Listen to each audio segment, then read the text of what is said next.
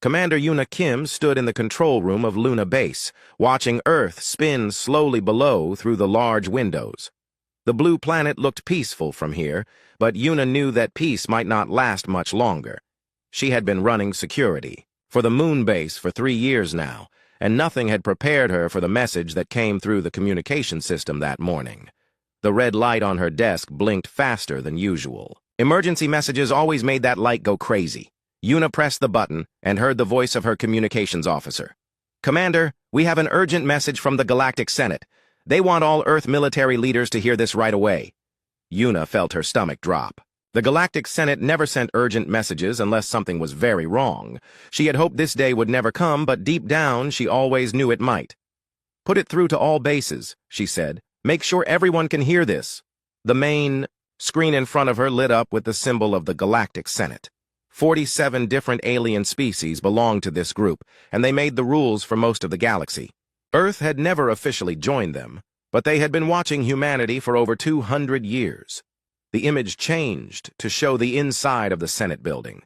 It was a huge round room with seats going up in circles. Strange alien creatures sat in those seats, some with too many eyes, others with skin that changed colors, and a few that looked like they were made of crystal. In the center stood a tall, thin alien with purple skin and 4 arms.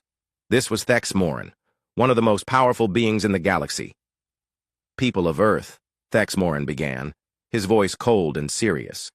"The Galactic Senate has reached a decision about your species. After many years of watching your behavior, we have concluded that humanity represents a Category 5 existential threat to galactic peace and order." Yuna felt like someone had punched her in the chest. Category 5 was the highest threat level the Senate had. They only used it for species that could destroy entire star systems. "Your rapid expansion across 12 star systems in just 2 centuries shows a dangerous lack of control," Thexmoran continued. "Your refusal to accept proper authority and your aggressive nature make you unsuitable for galactic society. Most concerning is your species' inability to follow the natural order that has kept peace in this galaxy for thousands of years." The alien moved closer to the camera, and Yuna could see anger in his strange, yellow eyes. "Therefore, the Galactic Senate votes to place all human space under immediate quarantine. No human ships may leave your territory. No alien ships may enter it. You will remain isolated until you learn to behave properly, or until the Senate decides what to do with your species permanently." The message cut to show Ambassador Do-Hyun Park, Earth's representative to the galaxy. He stood in a small room, with white walls, looking tired and worried. Do-Hyun had been trying to keep peace between Earth and the aliens for 10 years, but Yuna could see in his face that he had failed. The vote was 43 in favor, 4 against, Do-Hyun said quietly. "I tried to explain that humanity just wants to be free to make our own choices, but they see that as a threat to their control. They gave us one option: submit to Senate oversight of all human colonies and military forces, or face the consequences of the quarantine." Yuna turned off the screen and sat down hard in her chair. Around the control room, her officers looked at her with worried faces. They all knew what this meant. Earth and all human colonies were now prisoners in their own space. Her communication system buzzed again. This time, it was a direct call from Earth. Yuna recognized the voice immediately. It was Jae-hyun Lee, the Prime Minister of Earth. "All military commanders, this is Prime Minister Lee. I know you have all heard the Senate's ultimatum. I want to make Earth's position very clear to everyone, both human and alien, who might be listening to this broadcast." Yuna could hear the strength in his voice, even though she knew he must be scared. Leading humanity had never been easy, but now it seemed almost impossible. The Galactic Senate believes they have the right to control how we live, where we go, and what we do. They think we should bow down to their authority just because they are older and more powerful. But they are wrong. The Prime Minister paused, and Yuna could imagine him looking directly into the camera, the way he always did when he wanted to make an important point. Humanity has spent thousands of years fighting for freedom. We have fought kings, emperors, and dictators on our own planet. We left Earth to explore the stars because we believe every person has the right to choose their own path. We will not give up that freedom now. Yuna felt pride growing in her chest. She had always believed in human independence, but hearing their leader say it so clearly made her feel stronger. We reject the Galactic Senate's authority over free humanity. We reject their quarantine. We reject their demand that we submit to their control. Earth and all human colonies will continue to govern themselves as they see fit. Around the control room, Yuna's officers began to smile. Some even clapped quietly. They all knew this meant war might be coming, but they also knew their leader was right. To the aliens who are listening, Prime Minister Lee continued, understand this. We do not want to fight you. We have always tried to be good neighbors. We have traded fairly, shared technology, and helped other species when they needed it. But we will not be slaves to your Senate. Yuna thought about all the alien friends she had made over the years. There was Keltor, the green-skinned trader who brought her coffee from distant worlds, and Visa, the crystal being who had taught her about alien technology. She hoped they would understand why humanity had to make this choice. To my fellow humans, the Prime Minister said, and now his voice was warm like a father talking to his children. I know this is scary. We are alone now, cut off from the galaxy we wanted to be part of. But we have something the Senate fears. We have each other, and we have our freedom. They called us a threat because we refuse to be controlled. If that makes us dangerous to their order, then so be it. The broadcast ended, leaving the control room in silence. Yuna looked out at Earth again, but now it looked different. It was no longer just her home planet. It was the center of free human space, surrounded by enemies who wanted to cage them like animals. Her second-in-command, Lieutenant Min-jae Wan, walked over to her desk. Commander, what are your orders? Yuna stood up and looked at all the faces watching her. These people trusted her to keep them safe, and she would not let them down. We prepare for anything, she said. The aliens think they can lock us up, and we will just give up. They do not understand humans very well. Lock down all systems, double the security patrols, and start working on our defenses. If they want to test us, we will show them what free humans can do. As her officers rushed to carry out her orders, Yuna stayed by the window, watching Earth turn in the darkness. The Galactic Senate had just made the biggest mistake in their long history. They thought isolation would weaken humanity, but Yuna knew better. When humans were trapped, they did not break. They became stronger. The aliens were about to learn that lesson the hard way. Captain Min-ho Choi walked slowly around the bridge of his exploration ship, the New Horizon. 6 months had passed since the Galactic Senate declared their quarantine on human space, and Min-ho was starting to understand just how big a mistake the aliens had made. His ship was patrolling the edge of human territory, watching for any alien vessels that might try to cross the quarantine line. So far, he had seen plenty of alien ships, but none of them were trying to get into human space. In fact, they seemed to be having the opposite problem. Captain, called out his navigation officer, Lieutenant Suman Park, we have another convoy of Zephyrian trade ships on the scanner. They are just sitting at the quarantine border, not moving. Min-ho nodded and walked over to look at the screen. For the past 3 months, he had been watching the same thing happen, over and over. Alien trade ships would arrive at the edge of human space, realize they could not pass through, and then just wait there like they were hoping the quarantine would magically end. How many ships this time? He asked. 47 cargo vessels, Captain, all loaded with goods that used to go through the Stori trade route. Min-ho almost smiled. The Stori trade route had been one of the busiest shipping lanes in the HFY galaxy. It cut right through human space, saving alien traders months of travel time. Now that the quarantine blocked that route, those same traders had to go the long way around human territory, adding almost a year to their journeys. His communication, Officer Ensign Daeho Kim turned around in his chair. Captain, we are getting another message from the Zephyrian convoy leader. He wants to know if there is any way his ships can get permission to pass through. Tell him the same thing we tell everyone, Min-ho said. The quarantine was not our idea. If he wants to complain, he should call the Galactic Senate. Min-ho had been giving that same answer for months now. The aliens seemed to think humans controlled the quarantine, but that was not true. The Senate had created this mess, and now they were the ones dealing with the consequences. He walked over to his personal terminal and opened the latest reports from Earth. What he read there made him feel proud of his species, even though the situation was difficult. Dr. So-young Jang, Earth's leading expert on alien biology, had sent a report that explained exactly what was happening.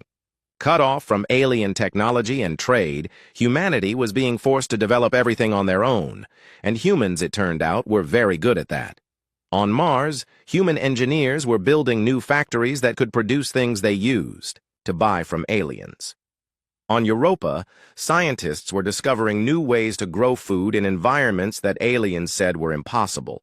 On Titan, miners were finding resources that alien surveys had missed completely. Most importantly, human research. Centers were making breakthroughs in technology at a speed that surprised even the humans themselves. Without alien experts telling them what was impossible, human scientists were achieving things that the galaxy had never seen before. Minho opened another file, this one from Earth's intelligence services. Agent Hyunwoo Nam had been working undercover in alien space before the quarantine began, and his reports painted a very interesting picture of what was happening on the other side of the border. The quarantine was causing major problems for alien civilizations. The Zephyrian Trade Confederation was losing billions of credits every month because their ships could not use human space shortcuts. The Arcturian mining companies were struggling because they used to buy processed metals from human colonies. Even the powerful Velkari Empire was having trouble because they relied on human-made medical supplies for their military. But the most interesting part of Hyun Woo's reports was what ordinary aliens were saying about the quarantine. Many of them were starting to question why the Senate had cut off trade with such useful partners. Some were even asking why their own governments always did whatever the Senate told them to do. "Captain," Suman called out again, "we have something new on the scanner. It looks like a small alien ship trying to sneak across the border." Minho turned his attention back to the present situation. "What kind of ship?" "It appears to be a private vessel, probably a smuggler. The design looks Novarian." Minho was not surprised. The Novarian Republic had voted against the quarantine in the Senate, and many Novarian traders were angry about losing their human business partners. Some of them had been trying to secretly maintain contact with human colonies. "Open a communication channel," Minho ordered. The main screen showed a lizard-like alien with green scales and large yellow eyes. Minho recognized him immediately. It was Kessatar, a trader who had been visiting human space for over 10 years. "Captain Choi," Kessatar said, his voice sounding worried. "I apologize for crossing the border, but I needed to speak with someone from your government. My people are suffering because of this quarantine." Minho felt sorry for the alien. Kessatar had always been fair in his dealings with humans, and his family business was probably being destroyed by the trade restrictions. "I understand your situation, Kessatar, but I cannot help you cross the quarantine line. The Senate made this decision, not us." "That is exactly what I wanted to talk about," Kessatar said quickly. "Many Novarian business leaders are very angry with the Senate. We think this quarantine is hurting everyone, including the aliens it was supposed to protect." This was interesting news. Minho had heard rumors that some alien species were unhappy with the quarantine, but this was the first time he had heard it directly from an alien source. "What are you suggesting?" Minho asked. "Some of us are wondering if there might be a way to establish unofficial communication channels. Nothing that would violate the quarantine directly, but perhaps a way to share information about when this situation might end." Minho thought carefully before answering. "This could be useful intelligence for Earth, but it could also be a trap. I will pass your message along to my superiors," he said finally. "But I cannot promise anything." After Kessatar's ship left, Minho sat in his captain's chair and thought about what the alien had said. If some species were already getting tired of the quarantine after just 6 months, what would they be thinking after a year or 2 years? His communication officer interrupted his thoughts. "Captain, we have an urgent message from Earth Command." The message was from Admiral Sunho Kang, the head of Earth's military forces. His face appeared on the screen, looking serious but not worried. "All patrol captains, this is Admiral Kang. Intelligence reports suggest that several alien species are attempting to establish secret communication with human colonies. While we appreciate their frustration with the quarantine, remember that our primary goal is the security of human space." The Admiral paused and looked directly into the camera. "However, I want all of you to understand something important. This quarantine is not weakening us, it is making us stronger. Every day we are cut off from alien influence. We become more independent and more capable." Minho nodded. He had seen the evidence of this himself in the reports from human colonies. Our scientists are making discoveries that alien experts said were impossible. Our engineers are building machines that work better than anything we used to import. Our farmers are growing food in places aliens said would never support life. The Admiral's voice became warmer, almost proud. The Galactic Senate wanted to isolate us because they feared our independence. They thought cutting us off from their civilization would force us to submit to their authority. Instead, they have given us exactly what we needed: the freedom to show what humans can really do when we are not limited by alien expectations. The message ended, leaving Minho feeling more confident than he had in months. He looked out at the stars beyond human space and wondered what the aliens were thinking now. Did they realize yet that their quarantine was creating exactly the kind of threat they had been trying to prevent? His tactical officer, Lieutenant Kyungmin Ju, walked over to his chair. "Captain, should we continue the patrol route?" "Yes," Minho said. "And make sure we document everything we see. Every alien ship that cannot cross our space, every trade convoy that has to take the long route, every smuggler who tries to sneak across the border. Command will want to know exactly how much trouble this quarantine is causing for the aliens." As the New Horizon continued its patrol, Minho thought about the conversation with Kessatar. The alien had been right about one thing: the quarantine was hurting everyone. But what the aliens did not understand yet was that while they were getting weaker from the economic disruption, humans were getting stronger from the isolation. The Galactic Senate had made a terrible mistake, and Minho suspected they were just beginning to realize it. General Sunho Kang stood in the main command center of Earth's military headquarters, looking at holographic displays that showed the positions of every human ship in the galaxy. 2 years had passed since the quarantine began, and those displays told a story that would have shocked the Galactic Senate. When the aliens had first isolated human space, Earth's military had been scattered across 12 star systems with outdated equipment and small numbers. Now, Sunho was looking at the largest military buildup in human history. "General," called Colonel Yunkyung Shin from her station at the tactical display, "the new shipyards at Proxima Centauri are reporting another successful launch. That makes 57 new warships completed this month." Sunho nodded with satisfaction.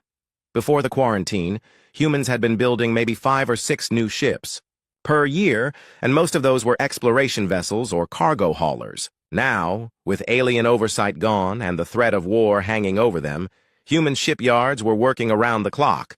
But it was not just the number of ships that impressed him, it was what those ships could do.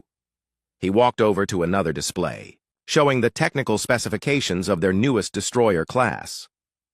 The weapon systems alone were 3 times more powerful than anything humans had built before the quarantine. The armor could withstand direct hits from alien plasma cannons. Most importantly, the new propulsion systems were faster than anything the Galactic Senate had in their fleets. "How is the Mars project coming along?" Sunho asked. "Engineer Ji-hye Cho reports that the reverse engineering work is ahead of schedule," Colonel Shin replied. "She has successfully analyzed the alien technology we captured from that crashed Valkyrie scout ship last year." Sunho smiled. The crashed alien ship had been a gift from the universe. When Valkyrie scouts had tried to test human border defenses 6 months ago, one of their ships had suffered engine failure and crashed on a remote human mining world. The crew had been rescued and returned to alien space, but the ship itself had been too damaged to repair. That wreckage had taught human engineers more about alien technology in 6 months than they had learned in 50 years of peaceful contact. Engineer Ji-hye Cho, working from her laboratory complex on Mars, had taken apart every piece of alien equipment and figured out how it worked. But she had not stopped there. She had found ways to improve on alien designs, making them more efficient and more powerful. The communication system buzzed, and Sunho heard Ji-hye's voice from Mars. "General Kang, I have the test results from our new energy weapon prototypes. You are going to want to see this." The main display changed to show Ji-hye's laboratory. She was a small woman with short black hair and eyes that always seemed to be thinking about complicated problems. Behind her, Sunho could see alien technology mixed with human improvements. "The power output is 60% higher than comparable alien weapons," Ji-hye reported. "The targeting systems are more accurate, and the energy requirements are actually lower than the original alien designs. Sunho felt a cold satisfaction in his chest. The aliens had always acted like their technology was superior to anything humans could build. Now humans were not only matching alien technology, they were making it better. "How soon can we start installing these weapons on our ships?" he asked. "The first production units will be ready next month. We can retrofit the entire fleet within 6 months. After ending the call with Jihye, Sunho turned his attention to other reports from across human space. What he read there confirmed what he had been suspecting for months. The quarantine had created exactly what the Galactic Senate had been trying to prevent. On Kepler 442b, Administrator Taehyun-oh was reporting another successful expansion of the human colony there. The planet was supposed to be too hostile for human life, according to alien scientists, but Taehyun's people had not only survived, they were thriving. The planet had extreme weather, poisonous atmosphere, and radiation, levels that would kill most alien species. But humans had developed new protective equipment, built underground cities, and found ways to use the planet's harsh conditions to their advantage. The colony was now producing rare minerals that were essential for advanced technology, and they were doing it more efficiently than any alien operation the galaxy had ever seen. Similar stories were coming from human colonies throughout their territory. On worlds that aliens had declared worthless, humans were building thriving settlements. In asteroid fields that alien miners had abandoned, human operations were extracting resources at record rates. But the most important development was not happening on distant worlds. It was happening in the minds of the human people. Sunho walked over to his personal terminal and opened the latest intelligence reports from across human space. What he read there filled him with pride and concern in equal measure. The quarantine had unified humanity in a way that nothing else ever had. Before the alien isolation, humans had often disagreed about politics, territory, and resources. Now, faced with a common external threat, every human colony was working together toward the same goal, proving that they deserved their freedom. Human children were growing up knowing that aliens had tried to cage their species like animals. Human adults were working longer hours and accepting greater sacrifices to build the military strength that would keep them free. Human scientists were pushing the boundaries of knowledge because they knew that superior technology was their best defense against superior numbers. The quarantine had not just isolated humanity from alien civilization, it had forced humans to become something new, a species that knew it had to rely on itself alone. "General," Colonel Shin called out, "we have an incoming priority message from the Intelligence Division." The message was from Agent Hyun-woo Nam, who had managed to maintain his undercover position in alien space despite the quarantine. His reports always provided valuable information about what the aliens were thinking. "General Kang," Hyun-woo's recorded voice began, "the situation in alien space is becoming more unstable. The economic problems caused by the quarantine are worse than we initially estimated." Sunho listened carefully. Understanding alien problems was almost as important as solving human ones. The Zephyrian Trade Confederation has lost over 40% of their revenue. 3 major Arcturian mining companies have gone bankrupt. Even the Velkari Empire is having trouble maintaining their military because they relied on human-made components for their ships. This was excellent news. The aliens had cut off trade with humanity thinking it would hurt humans more than aliens. They had been completely wrong. More importantly, Hyun-woo continued, I am seeing growing dissatisfaction among younger generations of alien species. Many of them are questioning why their governments submitted to the Senate's decision without consulting their own people. Sunho paused the message and thought about what this meant. If aliens were starting to question their own governments, the quarantine might be creating problems for the Senate beyond simple economic difficulties. He resumed the message. I have also confirmed that several alien species are secretly attempting to establish communication channels with human colonies. The Novarian Republic, the Helios Federation, and at least 12 smaller civilizations are unhappy with the quarantine and want to restore relationships with humanity. The message ended with a warning that the Velkari Empire was planning some kind of military action to test human defenses. Sunho made a note to increase security in border systems and prepare his commanders for possible combat. As he finished reading the intelligence reports, Sunho realized that the Galactic Senate was facing a problem they had never anticipated. They had expected the quarantine to weaken humanity and force them to submit. Instead, it had made humans stronger while making aliens weaker. The aliens had also expected their action to demonstrate their power and authority to the rest of the galaxy. Instead, it was making other species question why they allowed the Senate to make decisions for them. Colonel Shin approached his desk with another report. General, our border patrols are reporting increased alien military activity near the quarantine line. It looks like the Velkari Empire is positioning ships for some kind of operation. Sunho looked at the tactical displays and saw the alien ships gathering at the edge of human space. Part of him hoped they would be foolish enough to attack. After 2 years of preparation, he was eager to show the galaxy what free humans could do when threatened. Double our patrols in that sector, he ordered, and make sure our new weapon systems are fully operational. If the aliens want to test us, we should give them a lesson they will never forget. As his officers rushed to carry out his orders, Sunho walked back to the main display showing human space. 2 years ago, it had shown a small, isolated territory surrounded by hostile aliens. Now it showed the foundation of something much more important, a free human civilization that had grown stronger through adversity. The Galactic Senate had called humanity a threat to their order. Soon they would discover just how right they had been. Captain Sungjin Yu stood on the bridge of the human destroyer Defiance, watching the scanner displays with calm attention. 3 years had passed since the quarantine began, and today the Velkari Empire had finally decided to test humanity's resolve.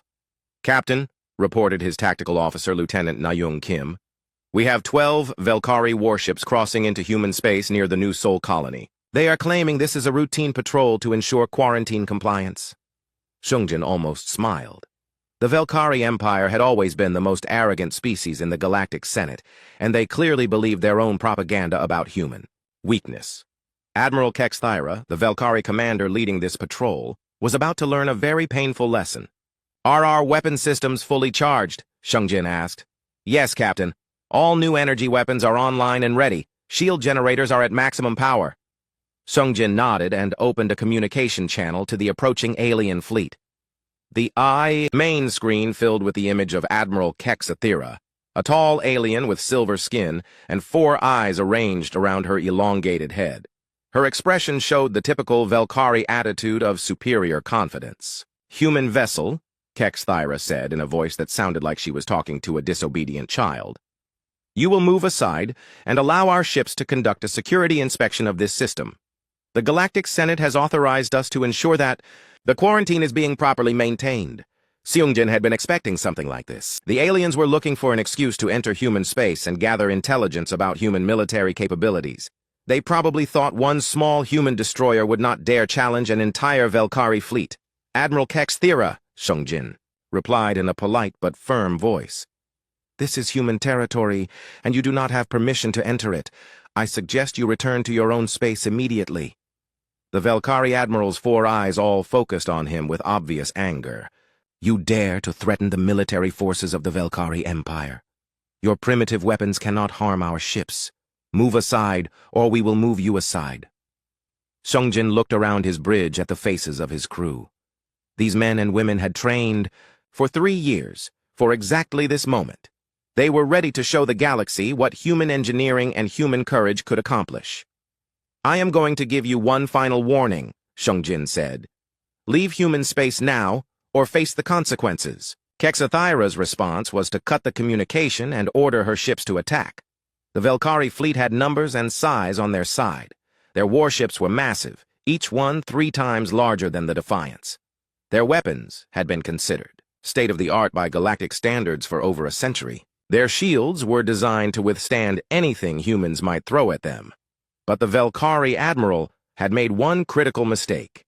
She had believed the Galactic Senate's assessment of human military capabilities, and that assessment was 3 years out of date. All stations, prepare for combat, Sungjin ordered. Let's show them what free humans can do. The first Velkari plasma bolts struck the Defiance's shields and scattered harmlessly into space. The alien weapons that should have cut through human defenses like paper barely made the shield generators flicker. Return fire, Sungjin commanded.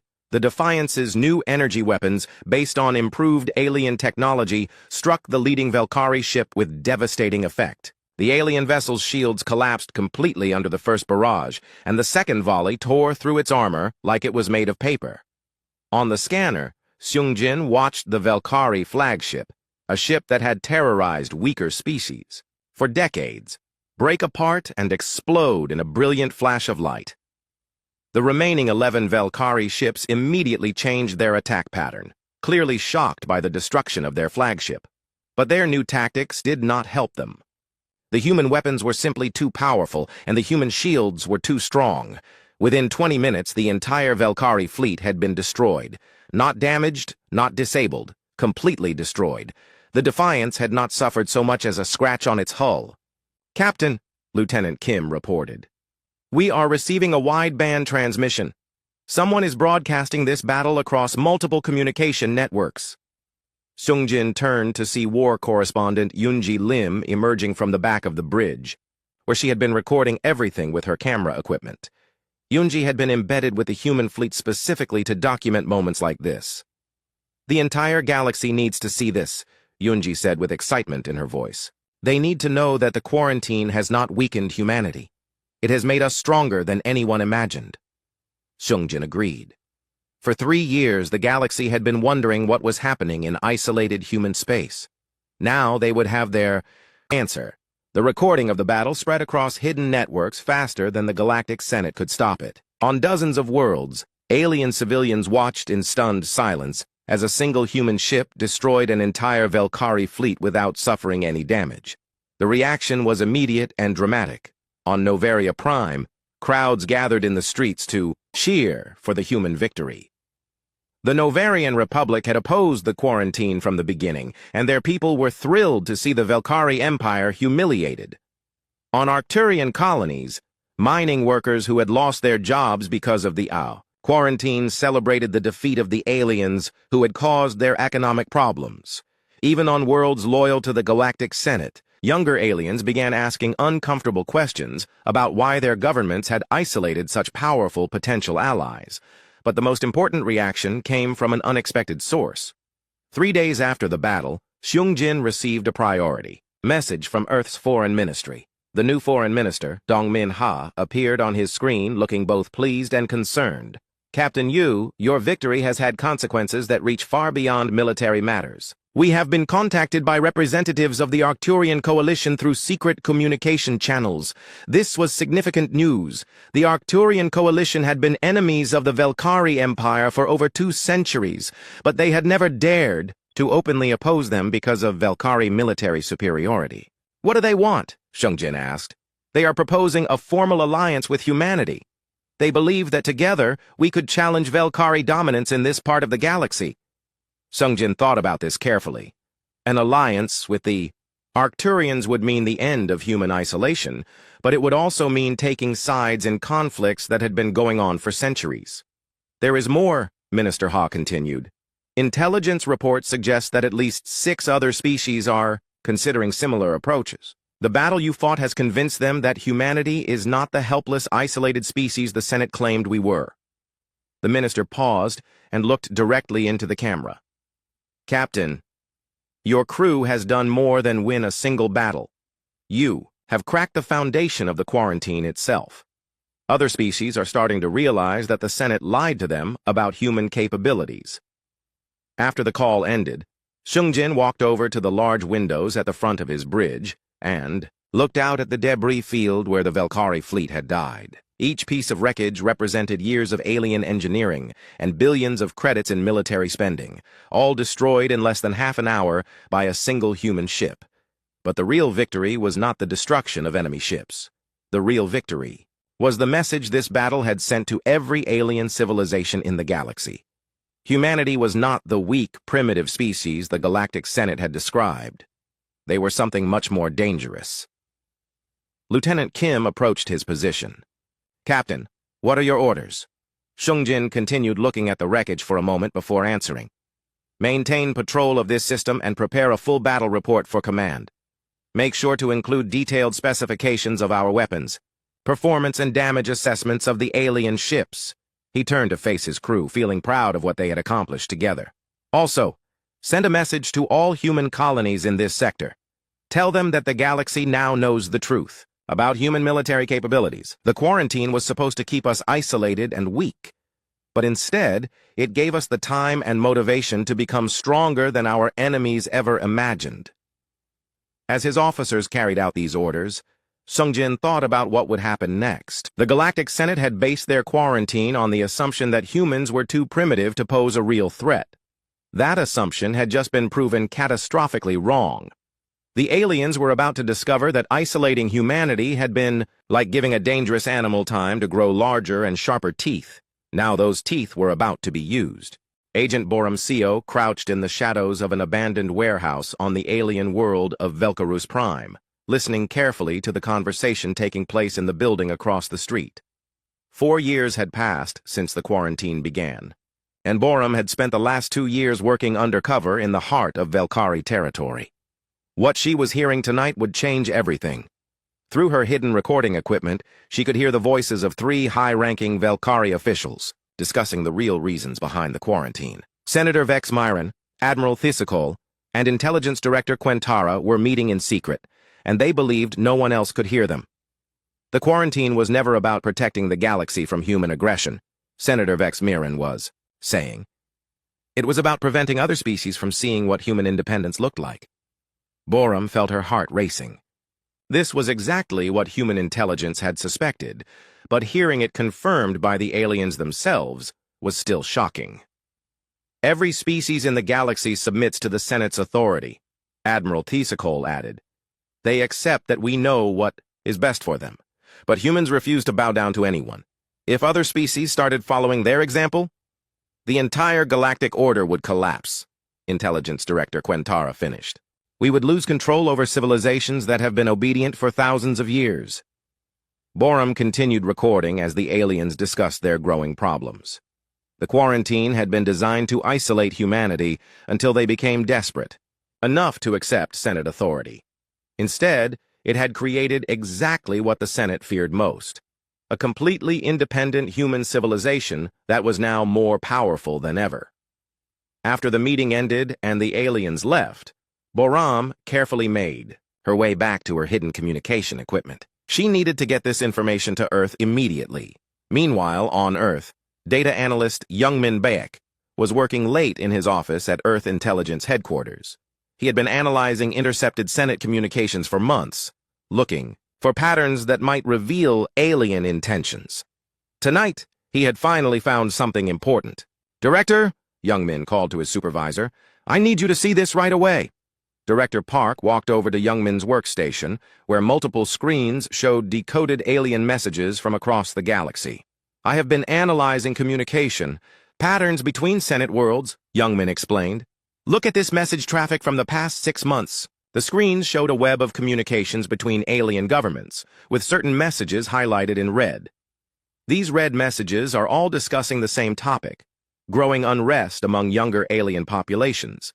They are questioning why their governments always follow Senate orders without asking their own people what they want." Director Park studied the data carefully. What kind of unrest? Protests on at least 30 worlds.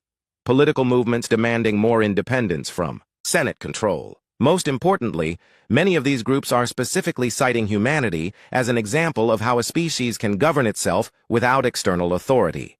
This was exactly what the human government had been hoping to hear. The quarantine was not just isolating humanity. It was inspiring other species to question their own lack of freedom. Youngmin opened another file. "There is more. I have identified secret communications between several alien governments and what appear to be human intermediaries. The Novarian Republic, the Helios Federation, and at least 15 smaller civilizations are trying to establish unofficial contact with human colonies. What do they want? Based on the message patterns, they seem to be asking for advice on how to become more independent from Senate control. Some are even discussing the possibility of withdrawing from the Senate entirely." Director Park realized the implications immediately. The Senate had created the quarantine to prevent human ideas about freedom from spreading. Instead, the quarantine itself had become a symbol of Senate oppression, and it was inspiring exactly the kind of independence movements the aliens had been trying to prevent. That same evening, Chancellor Jiwan An was preparing to make the most important speech of her career. She had replaced Prime Minister Lee 6 months earlier when he decided to step down. And now she faced a decision that would determine humanity's future. The secret communications from alien civilizations had been increasing for weeks. Dozens of species were asking for human support in their struggles for independence. Some were even requesting permission to send representatives to human space to learn about self-governance. Chancellor An had decided it was time to make humanity's position clear to the entire galaxy.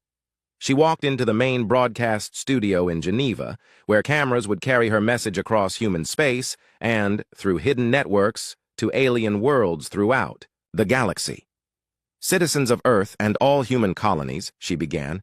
4 years ago, the Galactic Senate declared our species a threat to galactic peace and imposed a quarantine on human space. Tonight, I want to explain to the galaxy why they were right to fear us. She paused, looking directly into the camera with the confidence of someone who knew she was making history. We are a threat to their system because we represent something they cannot control.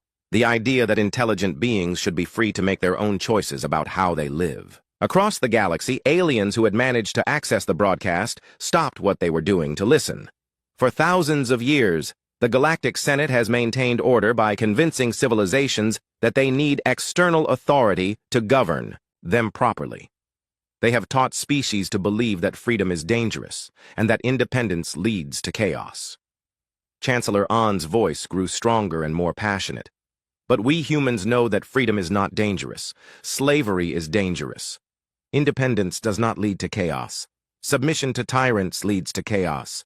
The Senate fears us because we prove that their system is built on lies. She stood up from her desk and walked closer to the camera. To the alien civilizations who are listening to this broadcast, I want you to know that humanity offers you something the Senate never will: respect for your right to govern yourselves. The next part of her speech would change galactic history. Therefore, I am announcing that Earth and all human colonies will provide sanctuary to any being from any species who seeks freedom from Senate oppression. We will share our knowledge of self-governance with any civilization that wants to learn. We will support any species that chooses to withdraw from Senate control. She returned to her desk and looked directly into the camera for her final statement. Though Galactic Senate called us a threat to their order, they were absolutely right. We are a threat to any system that treats intelligent beings like property to be controlled. We are a threat to any government that rules without the consent of the governed. We are a threat to tyranny in all its forms. The broadcast ended, but its effects were immediate and dramatic. Within hours, human communication networks were flooded with messages from alien civilizations. Some were thanking humanity for offering support. Others were announcing their intention to withdraw from the Senate. A few were requesting immediate assistance in establishing independent governments. But the most important response came from an unexpected source. Late that night, Chancellor An received a priority message from Novarian Prime Minister Kes Malin. The lizard-like alien appeared on her screen looking both excited and nervous. Chancellor An, he began, your speech tonight has given my people the courage to take a step we have been considering for months. Tomorrow, the Novarian Republic will formally announce our withdrawal from the Galactic Senate. This was the first domino to fall, but An knew it would not be the last. We are not the only ones, the Novarian leader continued. The Helios Federation has agreed to withdraw with us, so have the Tau Collective, the Centauri Alliance, and 14 smaller civilizations. We are calling ourselves the Free Worlds Coalition, and we want humanity to help us establish a new form of galactic government based on voluntary cooperation rather than forced submission. Chancellor An felt a mixture of pride and responsibility. The quarantine that was supposed to isolate humanity had instead created the largest independence movement in galactic history. Prime Minister, she replied, humanity will be honored to work with free civilizations toward a better future for all intelligent beings. As the call ended, An looked out the windows of her office at the lights of Geneva below. 4 years ago, Earth had seemed alone and surrounded by enemies. Now, it was becoming the center of a growing alliance of free worlds. The Galactic Senate had created the quarantine to prevent human ideas about freedom from spreading. Instead, they had given those ideas 4 years to grow into a revolution that was now spreading across the galaxy. The aliens had been right to call humanity a threat. They had just been wrong about what kind of threat they were dealing with. Admiral Donghae Quan stood on the bridge of the Earth Federation flagship Liberator, watching the largest fleet ever assembled in human history prepare for what would be the final battle of the Quarantine War. 5 years had passed since the Galactic Senate had tried to cage humanity, and now they were about to learn the true cost of that decision. "Admiral," reported his tactical officer, Commander Jamin O. "Long-range scanners show the Senate coalition, fleet approaching the outer edge of the Sol system. We count over 800 warships from 12 different species." Donghae nodded calmly.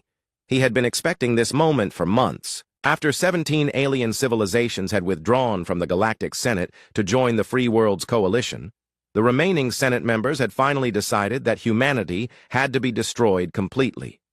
Leading the Senate fleet was Thex Morin himself, the same alien who had announced the quarantine 5 years earlier. The purple-skinned Velkari was now supreme commander of the largest military force the galaxy had ever seen, and he was coming to Sol with one purpose: to end human independence forever. "What is the status of our own fleet?" Donghae asked. "All human ships are in position, Admiral. We have 400 vessels ready for combat. The Free World's coalition has sent another 200 ships to fight alongside us." Donghae looked at the tactical display showing the positions of both fleets. The numbers favored the enemy, but numbers were not everything. The human fleet was equipped with 5 years of technological improvements, crewed by people fighting for their freedom, and supported by alien allies who had chosen independence over slavery. "Open a communication channel to all ships," Donghae ordered.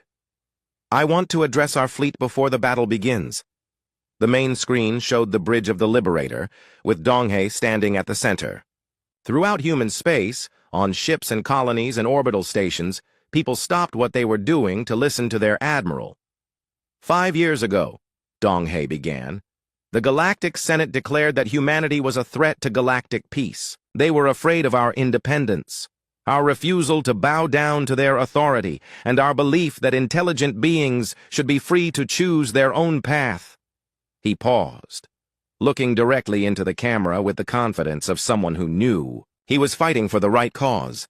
Today, they have come to Sol with the largest fleet in galactic history, determined to destroy us once and for all. They believe that superior numbers will allow them to crush human independence and restore their control over the galaxy. Around the bridge, his officers listened with calm determination. These men and women had trained their entire lives for this moment, but they have made the same mistake they made 5 years ago. They still do not understand what they are truly fighting. They think they are fighting a single species that got too proud and too independent. They do not realize they are fighting an idea. The idea that freedom is the birthright of every intelligent being in the universe. On alien worlds throughout the galaxy, beings who had managed to access the human broadcast felt their hearts racing as they listened to these words. Today, we do not fight alone. Ships from 17 free civilizations stand with us, crewed by beings who chose freedom over security, independence over submission. Together we will show the galaxy that tyranny cannot defeat the desire for liberty. Donghae's voice grew stronger as he delivered his final words. The Senate called us a threat to their order. Today, we proved them completely right. We are a threat to any system that treats thinking beings like property. We are a threat to any government that rules through fear and control. We are a threat to tyranny itself. The communication ended, and Donghae turned his attention to the approaching enemy fleet. "All ships, prepare for combat. Let's finish what the Senate started 5 years ago." The Battle of Sol's Gate began when the Senate fleet opened fire at maximum range, hoping to destroy human ships before they could respond effectively. But the aliens had underestimated human technology once again. The new human shields, developed from improved alien designs, absorbed the enemy fire without difficulty. The human weapons, now generations ahead of anything the aliens possessed, struck back with devastating effectiveness. The first wave of Senate ships, proud Velkari destroyers, that had terrorized weaker species for centuries, were cut apart by human energy beams like paper targets. The alien formations, designed for fighting primitive opponents, dissolved into chaos as human tactics proved superior to anything they had prepared for. But the most important part of the battle was not the fighting itself. It was the fact that every moment of the combat was being broadcast live across the galaxy. War correspondent Yoonji Lim, now working from the Bridge of the Liberator, provided commentary as the human fleet systematically destroyed enemy formations. "This is Yoonji Lim reporting from the flagship Liberator," she said into her camera as explosions lit up the space around them.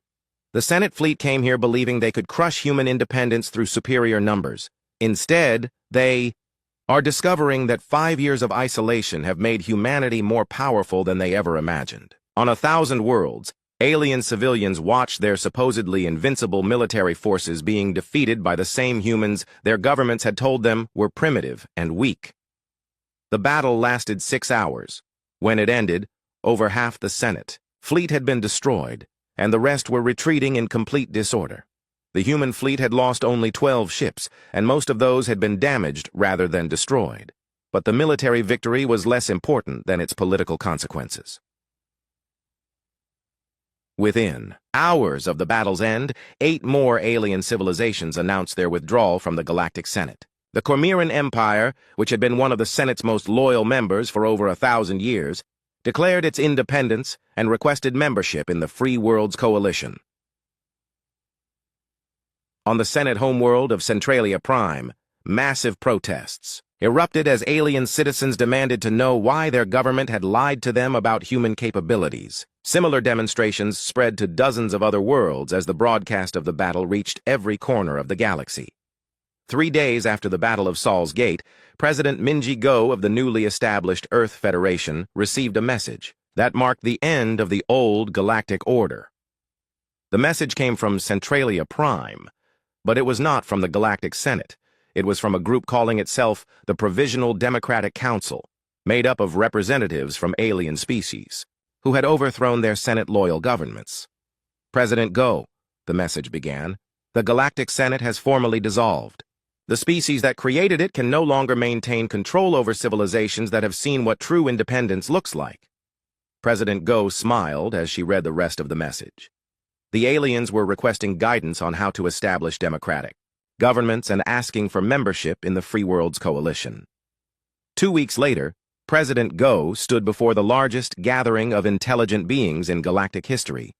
Representatives from over 40 different species had come to Earth to establish a new form of galactic government.